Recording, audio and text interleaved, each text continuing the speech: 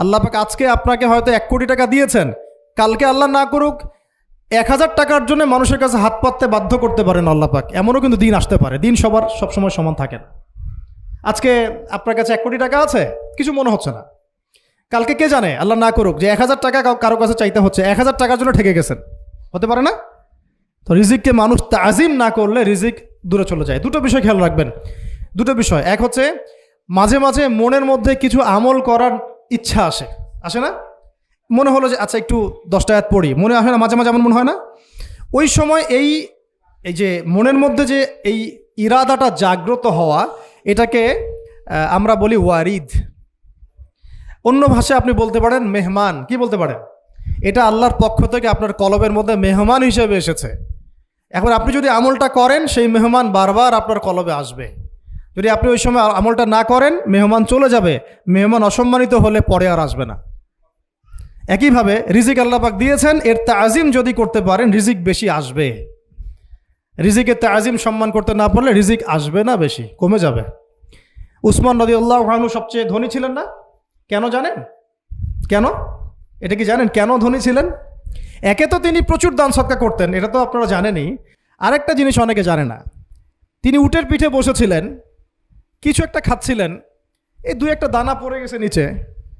উটের পিঠ থেকে নেমেছেন, নেমে সেই দানা উঠিয়েছেন, পরিষ্কার করেছেন, ধুয়েছেন, আবার খেয়েছেন।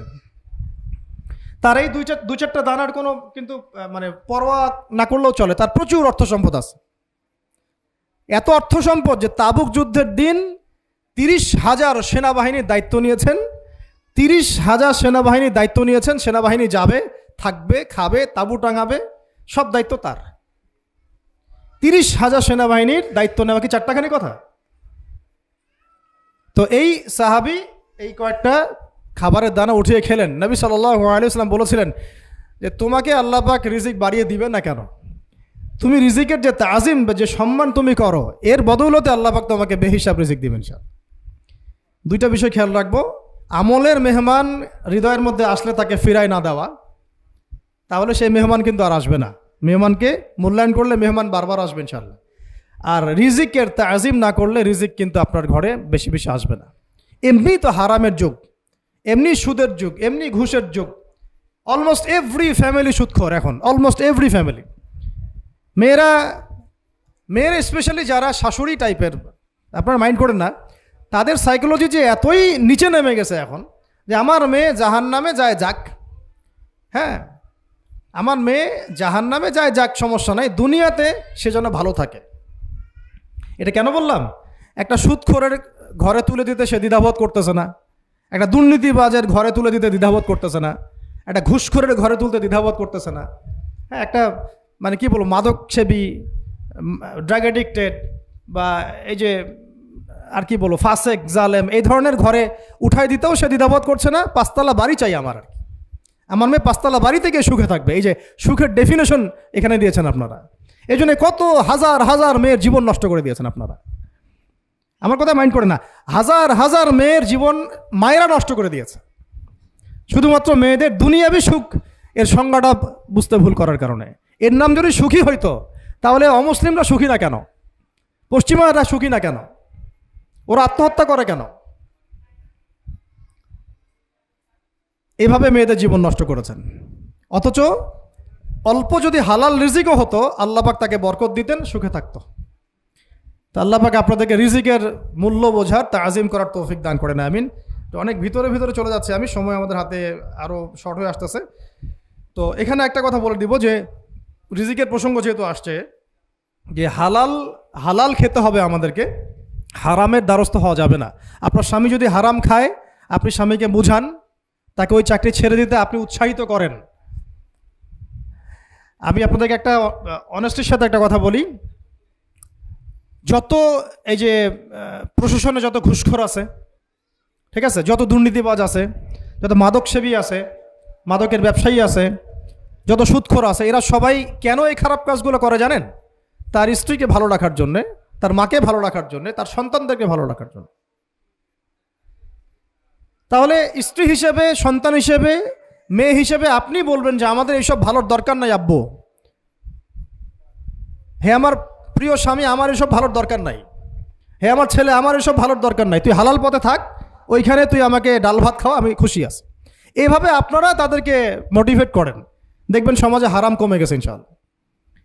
আর হারাম খাওয়া এই ছেলে মেয়েগুলোও কিন্তু মানুষ হবে না। হারাম খাওয়া যে ছেলে মেয়েগুলো রক্ত মাংস করে উঠছে, এরাও কিন্তু মানুষ হবে না। আল্লাহ পাক আমাদেরকে হালাল খাওয়ার তৌফিক দান করেন, এবং হালালের জন্য আপনাদের ভূমিকা অনেক বেশি। আমরা উত্তরবঙ্গ সহ দেশের বিভিন্ন জায়গায় সফর করে যেটা দেখেছি, যত সুদী এনজিও আছে না, এনজিওগুলোর মধ্যে মহিলাদের নামই বেশি, জানেন? মহিলাদের নাম বেশি সুদী এনজিওতে। তো এই দাওয়াতগুলো আমরা মা বোনদেরকে দিতে চাই যে কোন অবস্থাতে যেন হারাম রিজিকের দিকে আপনারা না ধাবিত হন, এবং রিজিকের তাজিম করেন, পরিবারের মধ্যে হৃদ্যতা ভালোবাসা বজায় রাখেন, একে অপরকে বিশ্বাস সম্মান এবং শ্রদ্ধা করেন। ইনশাআল্লাহ তাআলা আপনাদের পরিবারও সুখী হবে, রিজিকও সুন্দর হবে, এবং রিজিকে বরকত হবে ইনশাআল্লাহ। এরপরে আমি আর দু একটা পয়েন্ট নোট করেছি, বলে শেষ করে দিচ্ছি যে এটা স্পেশালি আমি আমাদের ওইসব দিনই বোনদেরকে বলতে চাচ্ছি যে বোনেরা এখনও বিয়ে শাদী করেন নাই। সেটা হচ্ছে যে বিয়ে করার আগেই দিনের বেসিক লেখাপড়া শেষ করেন।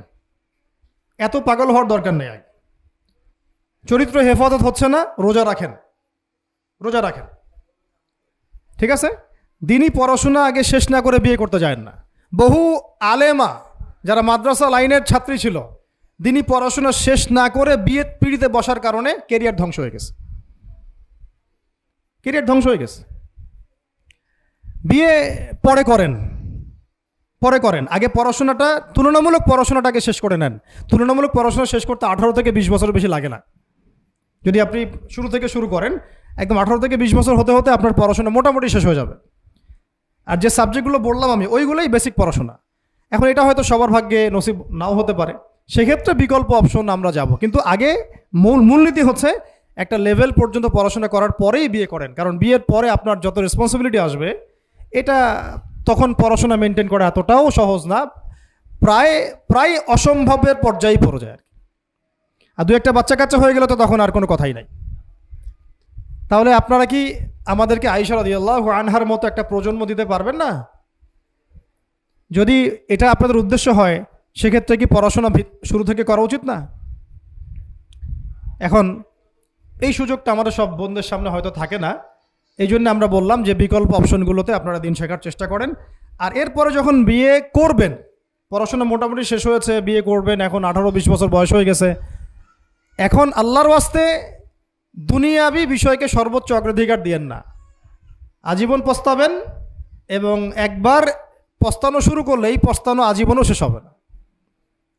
তখন মেইল করে মেসেজ করে কোনো লাভ হবে না, কারণ আপনি বিয়ের আগে দিনকে প্রাধান্য দেন নাই, বরং দুনিয়াকে প্রাধান্য দিয়েছিলেন। আপনি বিয়ের আগে দিনকে প্রাধান্য দেন নাই, বরং দুনিয়াকে প্রাধান্য দিয়েছেন। যখন আপনি সবসময় পরকালকে, আল্লাহকে, তার রাসূলকে প্রাধান্য দিবেন, দিনকে প্রাধান্য দিবেন, দুনিয়া আল্লাহই গুছিয়ে দিবেন। আর যখন আপনি দুনিয়াকে সর্বোচ্চ অগ্রাধিকার দিবেন, দিন আপনার কাছ থেকে দূরে সরে যাবে। দিনের একটা গায়রত আছে, একটা ব্যক্তিত্ব, দিনের একটা স্বতন্ত্র গায়রত আছে, সে সবার কাছে ধরা দেয় না। যে তাকে মূল্যায়ন করে তার কাছেই দিন আসে, যে তাকে মূল্যায়ন করে না তার কাছে দিন আসে না। তো দিনদার ছেলেকে প্রাধান্য না দিয়ে বিয়ে করতে যায় না, জীবনটা ধ্বংস হয়ে যাবে। হ্যাঁ, আমি বলছি না দিনদার ছেলে মাদ্রাসাতেই থাকে, না, ইঞ্জিনিয়ার লাইনেও থাকতে পারে, ডক্টরও হতে পারে, ইঞ্জিনিয়ারও হতে পারে, কিন্তু এটা বাহ্যিকভাবে এটাকে জাস্টিফাই করাটাও ডিফিকাল্ট। কিছু কিছু ক্রাইটেরিয়া দেখে আপনি একটু আন্দাজ করতে পারেন, পুরোপুরি হয়তো কখনোই বুঝতে পারবেন না। সেটা হচ্ছে দিনের প্রতি তার ফিকির কেমন, দিন নিয়ে তার কাজ কেমন, তার লাইফস্টাইল কেমন, তার পরিবার কেমন, কোন পরিবেশে সে বড় হয়ে উঠেছে, তার একাডেমিক্যাল সার্টিফিকেট কেমন, তারপরে তার দাওয়াতের মেহনতে অ্যাক্টিভিটিস আছে কিনা, বা ব্যবসা হালাল কিনা, বা চাকরিটা হালাল কিনা, নামাজ ঠিক আছে কিনা, তার মধ্যে সুন্নাহ আছে কিনা, এগুলো কিছু কিছু বাহ্যিক সাইন যেগুলো দেখে আমরা একটা আইডিয়া নিতে পারি। তারপরে বলবো যে এখানে 100% আপনি এনশিওর হতে পারবেন না, ওইটা আল্লাহ পাকের হাতে। তো ওইটাও যদি এনশিওর করতে চান তাহলে কি করতে হবে? তাহলে নিজেকে দিনদার হতে হবে।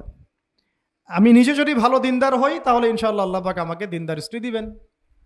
নিজে দিনদার না, তাহলে কি রেডিমেড দিনদার ছেলে আসবে? কখনই আসবে না। দোয়া করতে হবে, রব্বানা হাব লানা মিন আজওয়াজিনা ওয়া যুররিয়াতিনা কুররাতা আয়ুন ওয়াজআলনা লিল মুত্তাকিনা ইমামা। দোয়া করতে হবে যে রব্বি হাবলি মিনাস সালিহিন, রব্বি হাবলি মিন লাদুনকা যুররিয়াতান তাইয়্যিবা ইন্নাকা সামিউদ দুআ। এই বিষয়গুলো দেখে খেয়াল রাখবেন। আর শরীয়তের মেজাজ মাথায় রাখা। শরীয়তের মেজাজের কথাটা আজকে এই জন্য বলছি যে আমরা আমাদের দেশে যে প্রবলেমটা দেখি, ইসলামের পূর্ণাঙ্গ বিষয়গুলো মানুষ মাথায় রাখতে চায় না। ইসলামে যেমন নামাজ, রোজা, হজ, যাকাত আছে, ইসলামে কিন্তু দাওয়াত, তাবলিগ, জিহাদও আছে, তাই না? ইসলামে কিন্তু শরিয়া আইনও আছে, হুদুদ, কেসাস আছে, ইত্যাদি আছে। আমাদের সমাজে দেখেন নামাজ শব্দ পরিচিত কিন্তু কেসাস শব্দ পরিচিত না। কেসাস মানে কয়জন জানেন যে কেসাস শব্দ অর্থ কি?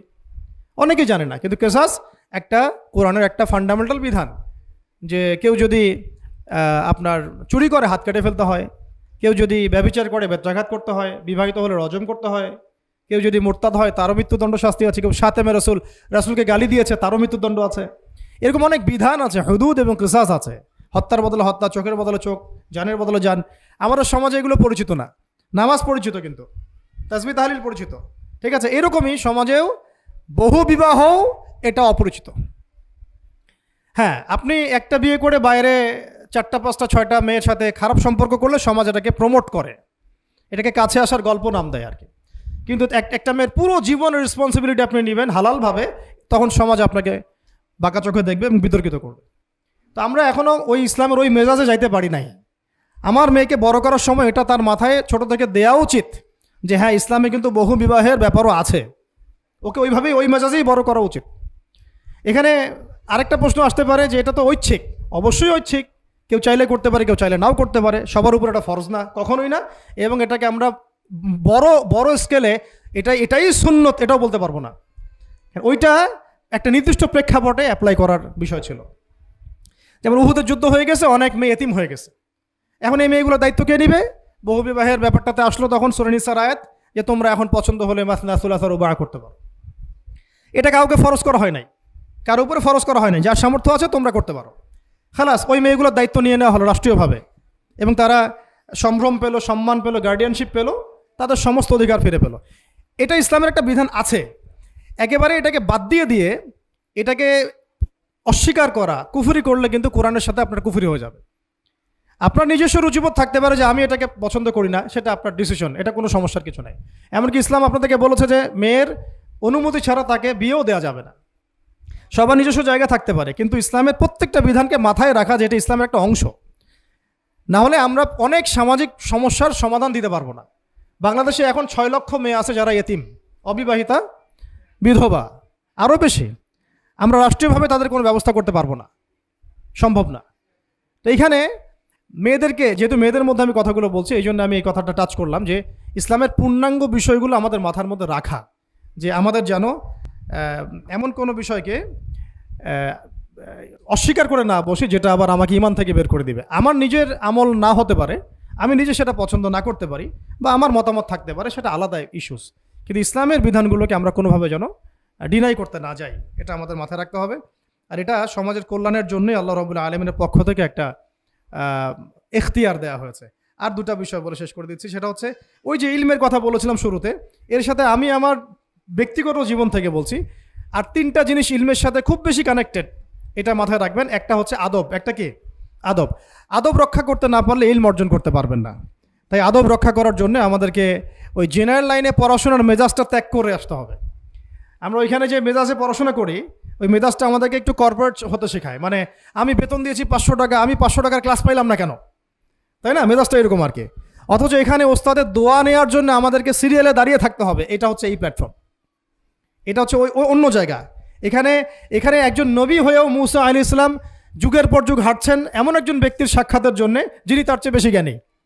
তার নাম খিদর আলাইহিস সালাম, যিনি তাকে সাথে নিতে চাচ্ছেন না। তিনি বলছেন যে ইন্নাকা লান তাস্তাতিআ মাইয়া সাবরা, তুমি তো আমার সাথে ধৈর্য ধরতে পারবে না। কিন্তু মুসা আলাইহিস সালাম তারপরও চললেন, বারবার প্রশ্ন করলেন, কিন্তু শেষ পর্যন্ত সম্পর্ক কিন্তু নচ্ছেদ হয়ে গেল। মনে আছে কি? হাদিস সূরা কাহফের কথা বলছে। তো এটা হচ্ছে এই ইলমের জায়গাটা এমন একটা ইলমের জায়গা যেখানে আদব রক্ষা না করলে ইলম পাওয়া যাবে না। আরেকটা বিষয় হচ্ছে তাসকিয়া, ইলম অর্জন করে ওস্তাদের কাছ থেকে দোয়া নেওয়া এবং আত্মশুদ্ধি অর্জন করা। মনের মধ্যে কোনো হিংসা না রাখা। আমাদের সবার এখন মনের মধ্যে যে হিংসা দিয়ে ভর্তি, হিংসাগুলোকে ছেড়ে দেন, মন বড় করে ফেলেন, আল্লাহর জন্য ছেড়ে দেন, হিংসা ত্যাগ করেন, গীবত করা বন্ধ করে দেন, অপবাদ দেয়া তো একেবারেই নিষেধ। পরশ্রী কাতরতা ছেড়ে দেন, মনটাকে একদম খালেস করে রাখেন। একদম সাহাবী সম্পর্কে নবীজি বলছেন, এই যে এখন যে সাহাবী ঢুকবে মসজিদে ও জান্নাতি, সবাই আগ্রহ নিয়ে বসে আছে, কে এসে ঢুকলেন জান্নাতি। পরের দিনও সেম কথা, এখন যে ঢুকবে সে জান্নাতি। সেম সাহাবী ঢুকলেন, পরের দিনও সেম কথা, এখন যে ঢুকবে সে জান্নাতি। সেম সাহাবী ঢুকলেন। এবার একজন সাহাবী কৌশল করে তার বাসায় গেলেন, দেখি তো কি আমল করে সে। তো দেখলেন তো রাত্রেবেলা তাহাজ্জুদে উঠতেছে না, এশার নামাজ পড়ে ঘুমায় গেছে, ফজরের নামাজে উঠলো। 3 দিন থাকলেন, 3 দিন সেম সেম। তখন তিনি বললেন, আচ্ছা ভাই, তোমার ব্যাপারে নবীজি এরকম মন্তব্য করেছেন, তোমাকে তো এমন কোনো খাস আমল করতে দেখলাম না। তো তিনি বলছেন, আচ্ছা একটা বিষয় হতে পারে, আমি অত বেশি আমল হয়তো করি না, কিন্তু আমি যখন ঘুমাতে যাই আমি সবাইকে মাফ করে দিয়ে ঘুমাই। মন ফ্রেশ, মনটা থেকে সব বের করে দেওয়া, এটা তাসকিয়া, এটা ইলমের সাথে সম্পৃক্ত। আল্লাহ পাক আমরা সবাইকে এই বিষয়গুলো বোঝার তৌফিক দান করেন, আমিন। আর এরপরে আমি বলবো যে সন্তান প্রতিপালনে যত্নশীল হন, কারণ এরপরে তো আমাদের অ্যাসেট তারাই। এবং মেয়েদেরকে আমি বলবো যে আপনারা বেশি বেশি সন্তান নেবেন। কে শিখাইছে একটা বাচ্চা নিতে হবে, 2টা বাচ্চা নিতে হবে? এগুলো বোগাস কথাবার্তা পশ্চিমারা শিখাইছে। আর নবী সাল্লাল্লাহু আলাইহি ওয়াসাল্লাম কি বলেছেন? আমি সেই নারীদেরকে নিয়ে গর্ব করব যেই নারীরা বেশি বেশি সন্তান জন্ম দিতে পারে। আমি আমার উম্মতের সংখ্যা নিয়ে গর্ব করব। হ্যাঁ, সবার ফিজিক্যাল কন্ডিশন এক না হতে পারে, কিন্তু এই মানসিকতাটা ত্যাগ করতে হবে যে আমার একটাই, 2টি সন্তানের বেশি নয়, একটি হলে আরও ভালো হয়। এইসব পশ্চিমা তন্ত্রমন্ত্র বন্ধ করতে হবে, ঠিক আছে? এরপরে বলবো যে মিডিয়া দিয়ে, আচ্ছা, এই সন্তান প্রতিপালনের ক্ষেত্রে একটা কথা বলে দেই যে প্যারেন্টিংয়ের অনেক বই বাজারে বের হয়েছে, প্যারেন্টিং টিপস আছে। এই প্যারেন্টিংটা নিয়ে আলাদা ইনশাল্লাহ একদিন সেশন করবো, এখানে অনেক কথা বলার আছে। সন্তান প্রতিপালন একটা শিল্প, সন্তান প্রতিপালনটা একটা শিল্প, খুব ধৈর্যের কাজ, সবরের কাজ, লেগে থাকার কাজ। সন্তানকে সময় দেওয়া, ওর খাবারের দিকে খেয়াল রাখা, ওর মানসিকতার দিকে খেয়াল রাখা, ওর ফিজিক্যাল অ্যাক্টিভিটিস দিকে খেয়াল রাখা, ওর মানে আত্মা দূষিত হয়ে যাচ্ছে কিনা এটা খেয়াল রাখা, ওর ভালো একাডেমিক পরিবেশ নিশ্চিত করা, ভালো ওস্তাদ দেওয়া, ওর সাথে মেশা, ওকে আদর করা, অনেক কিছু আছে। এটা নিয়ে ইনশাল্লাহ আমরা একদিন আরেকটা সেশন করবো ইনশাল্লাহ। তো সন্তান প্রতিপালনের সাথে আমি বলবো যে প্রচলিত যে মিডিয়াগুলো, এই জি বাংলা, স্টার জলসা, এই যে পিছনে লেখা আছে যে অপসংস্কৃতি, এক কথায় বিজাতীয় অপসংস্কৃতি, এই মিডিয়াগুলো বাসা থেকে বন্ধ করে দেন বা একেবারে। টেলিভিশনের দরকার নেই বাসায়। অনলাইনে আমরাও কিছু কিছু ক্ষেত্রে আসলে আমরাও অনলাইনের মধ্যে ডুবে গেছি। আমি নিজেও ফিকির করছি, চেষ্টা করছি এখান থেকে বের হওয়ার জন্য। আপনারাও বের হন, মানে প্র্যাকটিক্যাল জীবনে আসেন। এটা একটা ভার্চুয়াল জগৎ, এখান থেকে আমরা যা দেখি এটা আমাদের মাথার মধ্যে প্রভাব বিস্তার করে। বহু সামাজিক ঘটনা এবং পারিবারিক অঘটন এই ফেসবুক, ইউটিউব থেকে হচ্ছে। এই কন্টেন্টগুলো দেখা আমাদেরকে বন্ধ করতে, বাস্তবতার সাথে এগুলো কোনো সম্পর্ক নাই। আমাদের কিতাব পড়ার অভ্যাস বেশি করে বাড়াতে হবে, ওস্তাদদের সহবতে যাওয়া, আমল করা, কান্নাকাটি করা, দোয়া করা, ইস্তেগফার করা, আল্লাহর সাথে কানেকশন। আল্লাহ পাক আমাদেরকে মিডিয়ার এই রং ঢং বলি আমি, মিডিয়ার এই রং ঢংগুলো ত্যাগ করতে হবে। মিডিয়া একটা কিছু দেখলে আমাকে কেন কিনতে হবে? কেন আমি একটা মিডিয়াতে দেখলাম যে এরকম একটা নতুন অর্নামেন্টস আসছে, আমাকেই কেন কিনতে হবে? কেন আমি ওইটার জন্য আবার বাসায় চাপ দিব? কেন ওইটা আমি আমার পরিবারে ফাসাদ সৃষ্টি করার কারণ হবে? প্রয়োজন নাই। আর আমাদের মানে মাদ্রাসার মেয়েদেরকেও এসব থেকে দূরে রাখতে হবে, মিডিয়া থেকে দূরে রাখতে হবে। মানে সব মিডিয়া উপকারী না, বরং মিডিয়ার মধ্যে 99%ই ইসলামিক মিডিয়া না। যদি এটা হতো যে সব এর মধ্যে অ্যাটলিস্ট 10% ইসলামিক মিডিয়া, তাহলে বলতাম ওগুলো অ্যাটলিস্ট দেখেন। কিন্তু এখানে কিন্তু সেই সুযোগটাও পাচ্ছেন না। খুব কম মিডিয়া আমাদেরকে প্রকৃত বিষয়টা শেখায় এবং সত্যের কাছাকাছি নিয়ে আসে। বেশিরভাগ মিডিয়াই প্রতারণাপূর্ণ এবং কর্পোরেট সেকশন, এগুলো থেকে আল্লাহ পাক আমাদেরকে দূরে থাকার তৌফিক দান করেন এবং এই কালচারগুলো ছেড়ে দেন। হিন্দুদের কালচারের সাথে আমাদের কী সম্পর্ক? আমরা মুসলিম, আমরা মুহাম্মদ সাল্লাল্লাহু আলাইহি ওয়াসাল্লামের উম্মাহ। আমাদের সাথে মুশরিকদের কী সম্পর্ক? আমাদের সাথে ইহুদিদের কী সম্পর্ক? আমাদের সাথে খ্রিস্টানদের কী সম্পর্ক থাকতে পারে? আমরা কেন ওদের সংস্কৃতি গ্রহণ করব? কিসের জন্মদিন, কিসের মৃত্যু দিবস, হ্যাঁ, কিসের এসব গায়ে হলুদ, কিসের এসব বৌভাত, এগুলো কি? এগুলোর সাথে আমাদের কী সম্পর্ক? আমাদের সাথে সম্পর্ক হচ্ছে হিজাবের, সালাতের, তাসবির, সিজদার, জায়নামাজের, আতরের, খুশবুর, মিসওয়াকের। আমাদের সাথে এগুলোর সম্পর্ক। আমাদের সাথে সম্পর্ক হিজাবের। আমাদের সাথে সম্পর্ক ইসলামিক ক্যালিগ্রাফির, আমাদের সাথে সম্পর্ক কোরআনের, হাদিসের, সিরাতের, লেখাপড়ার, ইলমি পরিবেশের, তাসাউফের। এগুলো আমাদের কালচার। তো কালচার খুব ইম্পর্টেন্ট। কালচার থেকে দূরে সরে গেলে আমাদের আকীদা নষ্ট হয়ে যায়। আল্লাহ পাক আমাদেরকে আমাদের কালচার ধরে রাখার তৌফিক দান করেন। আর দুটো কথা হচ্ছে, হিজাবে কঠিন হন, হিজাব একটু কঠোর হয়ে যান। এটা নিয়ে হয়তো আলোচনা শুনেছেন আপনারা, আমি জানি না পয়েন্টটা এসেছিল কিনা। তো হিজাবে আরও অনেক কঠিন হতে হবে আমাদেরকে, আস্তে আস্তে আরও। একবারে তো হয়তো আপনারা সব কিছু শক্ত করে ধরতে পারবেন না, অ্যাটলিস্ট আপনার ধারাবাহিকতা বজায় রাখ। হিজাবে অনেক কঠিন হওয়ার চেষ্টা করি। আমাদের অনেক দিনই বোনকে আমরা একটু ক্যাজুয়াল দেখি হিজাবের ব্যাপারে, এটা থেকে আপনার বের হওয়ার তৌফিক দান করেন, আমিন। আর একটা মেয়েদেরকে একটা নসিহত করবো, স্পেশালি যে অল্পে তুষ্ট থাকেন, অল্পে তুষ্ট থাকেন, ইনশাল্লাহ জীবনে সুখী হয়ে যাবেন ইনশাল্লাহ। আর শেষ কথা হচ্ছে, আলেমা হওয়ার চেষ্টা করেন, আলেমা হওয়ার চেষ্টা করেন, দায়ী হওয়ার চেষ্টা করেন, এবং মেয়েদের মধ্যে ব্যাপক দাওয়াতি কাজ করার চেষ্টা করেন। এইটা জীবনের লক্ষ্য উদ্দেশ্য বানায় নেন ইনশাল্লাহ। আপনার জীবনের লক্ষ্য যদি এমনই হয়, দেখবেন এমনই জীবন সঙ্গিনী আপনি পেয়েছেন যার জীবনের লক্ষ্যও সেম, তখন দুজনে মিলে আপনি কাজ করতে পারবেন ইনশাল্লাহ। আমাদের এখন প্রচুর আলেমা দরকার, আমাদের প্রচুর দায়ী বোন দরকার, আমাদের মুআল্লিমা শিক্ষিকা বোন দরকার, ঠিক আছে? আমাদের প্রত্যেকটা ডিপার্টমেন্টে এরকম যোগ্যতা সম্পন্ন দিনী বোনদেরকে দরকার। তো এইটা তো আর একা আমাদের পক্ষে গড়ে তোলা সম্ভব না। তাই সবাই আমরা যদি হাত লাগাই এবং আমাদের উম্মাকে নিয়ে ফিকির করি, ইনশাআল্লাহ তাআলা আজকে যে বিষয়গুলো আলোচিত হলো, এগুলো ইনশাআল্লাহ শুধু তাত্ত্বিক কথাবার্তায় সীমাবদ্ধ থাকবে না, ইনশাআল্লাহ বাস্তবেও রূপ লাভ করবে।